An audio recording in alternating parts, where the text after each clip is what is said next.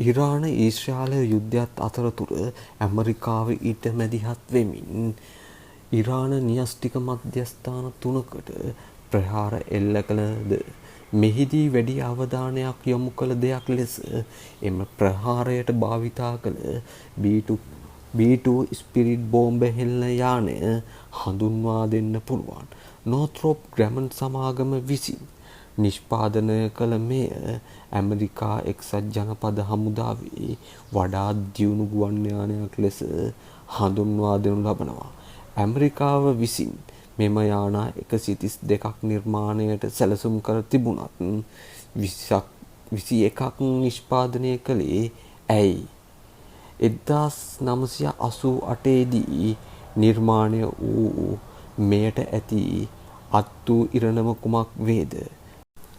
B2 spirit යානය වෙනුවට මරාගෙන මැරෙන්න එන බෝම්බ කවුරුන් වේද?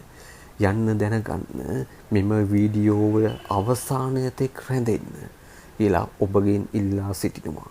1988 නොවැම්බර් 22 වෙනිදා ඇමරිකාව විසින් සියල්ලන් මවිතයට පත් කරමින් මෙම යානා ගැන හෙළි කළා.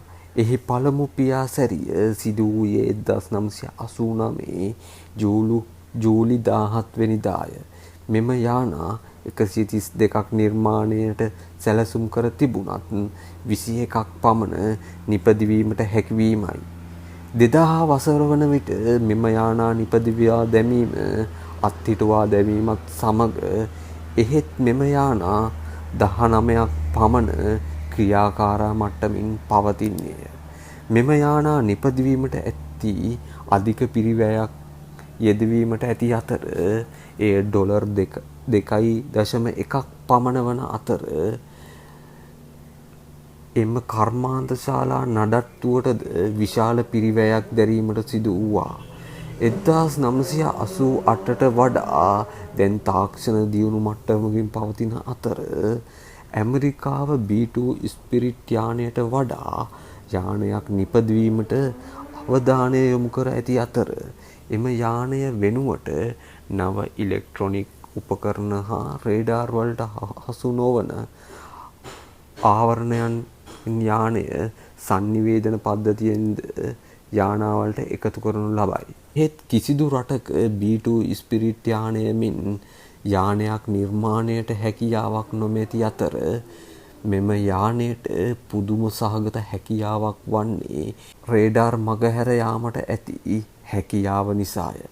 එහෙත් දිනෙන් දින දියුණු වන ලෝකයත් සමග මෙම යානයේ රේඩාර් මගහැර යාමට නොහැකි වීමට පුළුවන්.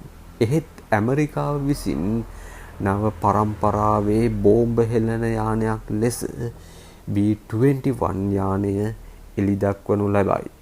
මෙහිදී පළමු පියාසරය 2023 නොවැම්බර් 10 වෙනිදා සිදු කරනු ලැබූ අතර මෙම යානා 100ක් නිපදවීමටද යෝජනාව හිමිවීමත් සමගම එම යානයක් නිපදවීමට ඩොලර් මිලියන 692ක් පමණ මුදලක් වැයවනු ලබයි. එහෙත් මෙම යානා නඩත්තුවට ඉතා අඩු පිරිවැයක් දැරීමට මෙහි විශේෂ කරුණක් වේ. නව ඉලෙක්ට්‍රොනික පද්ධතියක් සහ රේඩාර් පද්ධතියකින් යුක්ත වන බව නෝත්‍රොප් ග්‍රැමන් සමාගම සඳහන් කරනු ලබයි. එමෙන්ම B-21 ස්පිරිට් යානය ගමන් කිරීමත් සමගම B2 ස්පිරිට් යානයට කුමක් වේද?